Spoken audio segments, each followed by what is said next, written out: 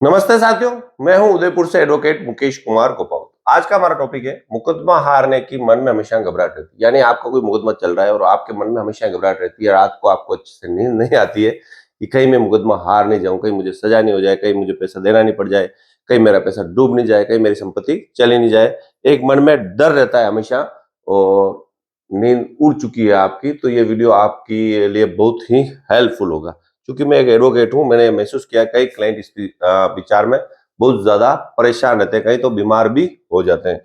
तो ऐसा क्यों होता है, इसके पीछे क्या कारण है, इसको कैसे दूर किया जा सकता है, तो इसको भी समझेंगे। जब तक आपके दिमाग में पक्की बात नहीं बैठेगी कि क्या होने वाला है, यानी आपके आपके मुकदमे को गहरे से नहीं समझ पाओगे, तब तक आपके मन में डर रहता है। ज्यादातर डर ये इसलिए रहता है कि मैं हारूंगा या जीतूंगा, हारूंगा, मेरे हारने के चांस है, या मैंने ये गड़बड़ कर दी, मेरे ये लोग मेरे विरोध में है, वो गवाह नहीं देगा, ये डॉक्यूमेंट मेरे विरोध में है, उससे मुकदमे में हार जाऊंगा। तो ये यानी कि आपके मन में एक क्लियर स्थिति नहीं हो पा रही है कि वास्तव में क्या होगा, और उस कारण से भी मुकदमा हारने की डर रहता है हमेशा। यानी हारने का या मुकदमा हार जाऊंगा इस बात का डर रहता है। यानी कि जो मेन जो पॉइंट है, देखो एक एक पॉइंट आप समझ लोगे, आपने इस वीडियो में समझाऊं उससे पहले कि आपके मन में एक एक पॉइंट सारा क्लियर हो जाएगा आपके मुकदमे को लेकर, तो आपका जो डर है वो बिल्कुल ही दूर हो जाएगा। यानी जिससे एक तरह से कोरा हट जाएगा और आपको साफ साफ नजर आ जाएगा कि क्या होने वाला है और क्या रेमेडी।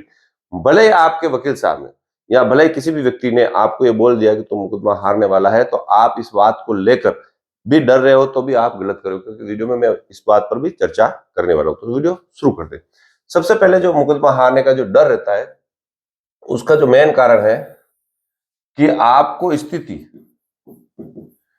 साफ साफ नहीं दिखाई दे रही है कि क्या होगा, है ना। यानी आपको लगता है कि 50% तो लगता है मैं हार जाऊंगा, 50% लगता है कि मैं जीत जाऊंगा। तो ऐसा नहीं है, ये कोई लॉटरी नहीं है मुकदमा, या मुकदमा कोई जुआ नहीं है कि क्या होगा उसका फैसले का पता आप पहले नहीं कर सकते।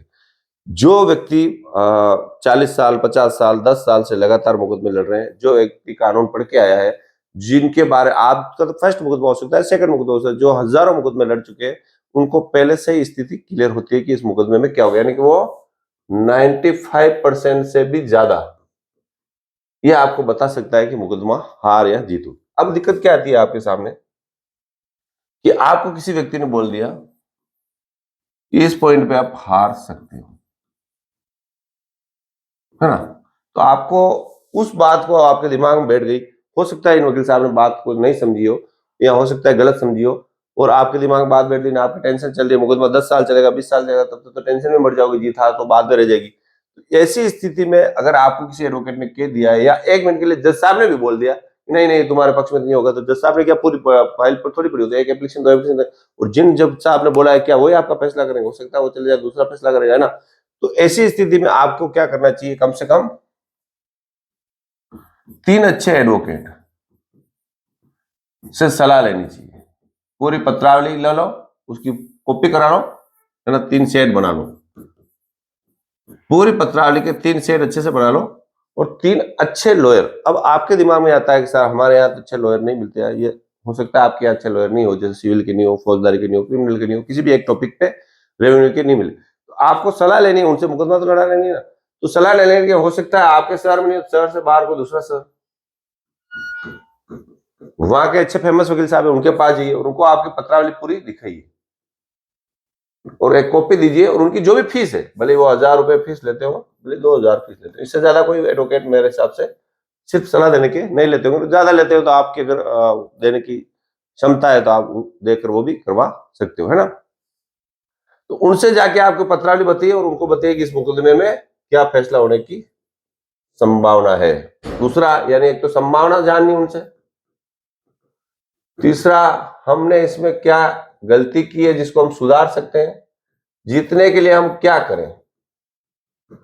आपने एक एडवोकेट से ये सारी बातें पूछ ली, तो उससे पूछने के बाद आप, हो सकता है वो कह दे कि तुम तो हार जाओगे, तुम जीत जाओगे, तो उस पर आपके, चूंकि आपके मन में टेंशन है, इसलिए आपको दूसरे एडवोकेट से और पूछना है, तीसरे एडवोकेट से और पूछना है। और आपका वकील साहब था ही नहीं, अभी अब आपके पास 4 एडवोकेट की सलाह आ गई कि उन्होंने ये कहा, उन्होंने कहा, ठीक है। सारी स्थिति आपके पास क्लियर होगी कि मुकदमा कैसे जाएगा और क्या होगा। तो अब 4 एडवोकेट ने आपको यह भी बताया कि इस मुकदमे को आप कैसे अपने पक्ष में कर सकते हो, तो जो आपके पक्ष में करने की बात बताइए, उस पर आप काम करें, ठीक है ना। या हो सकता है सामने वाला को बदमाशी करा दो, वकील साहब जो 3-4 से मिले वो आपको सही सलाह देंगे कि आपको ये करना चाहिए, तो उससे आपकी ज्यादातर परेशानी यानी कि आपके 50% टेंशन उससे दूर हो सकती है। हालांकि 100% होने के चांस अभी भी नहीं आए, उसके लिए आपको और आगे देखना पड़ेगा। मान लो कि नहीं, वकील साहब ने कह दिया कि आप पूरा मुकदमा पक्का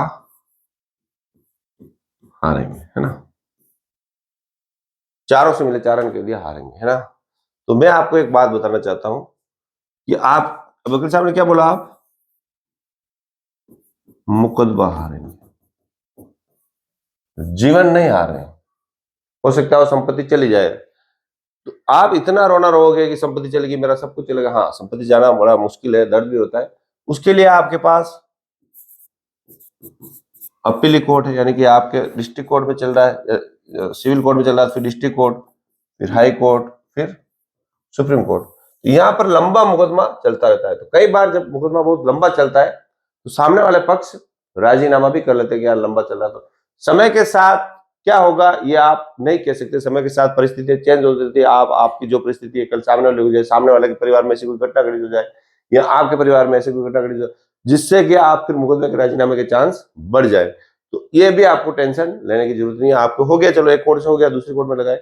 अपना जीवन सिर्फ मुकदमे में बर्बाद नहीं करे, मुकदमे की आगे की स्टेप भी देखे, अपने परिवार वालों की खुशी के बारे में सोचे। बार बार उसी का रोना रोने से एक प्रकृति में एक तरंगे जाती है। आप बार बार ये सोचते हो, मैं जो प्रायोरिटी होती है उसको बोलता हूँ, या बार बार ये सोचते हो कि मैं मुकदमा हार जाऊंगा, या बार बार किसी भी काम के बारे में सोचते हो, तो जो मन में सोचते हो उसी की तरंगे जाती है, और जो जाएगी वही रिफ्लेक्ट होकर वापस आएगी।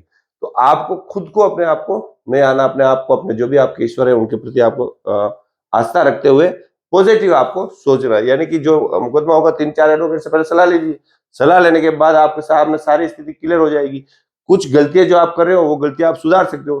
कई बार वकील साहब ने भी गलती कर दी है, आपने भी कोई गलती कर दी है, आपने कोई डॉक्यूमेंट ऐसा लगा दिया, जैसे आपको पता है कि मेरे मुकदमे में ये काम मैंने गलत कर दिया, चलो आपने जानबूझ के भी कर लिया, किसी मान लो चेक करे तारीख आपने बढ़ दी या कोई लिखा पढ़ी कर दी, ऐसा नहीं है, तो उसको कैसे सुधारे, सुधारने का कोई तो तरीका होगा ना, उस पर आप काम करें। अपने वकील साहब को समझ में नहीं आ रहा, दूसरे वकील साहब से पूछे ना, तो उस पर काम करके आपको उसको सुधारा जा सकता है। सारी गलतियां आपको हमेशा नहीं होगी, सामने वाले की क्या गलती है, उसने भी तो कुछ गलती की होगी ना, तो उसके विरुद्ध में आपकी कार्रवाई क्यों नहीं चल रही है।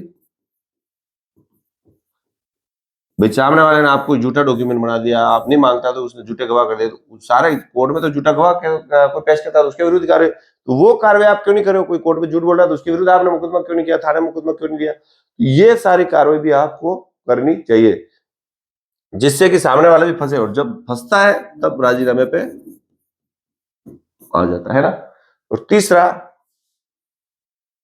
जब आपको लगे कि नहीं यार इसमें तो मेरी संपत्ति जाएगी, तो फिर ज्यादा टेंशन नहीं ले और कमाएंगे, या मुझे इतने समय के लिए जेल हो सकती है ना, तो उसमें आप अपील वाला पॉइंट चूजे, ताकि अपील में फिर आपको आगे से आगे अपील में आपको राहत मिल सकती है।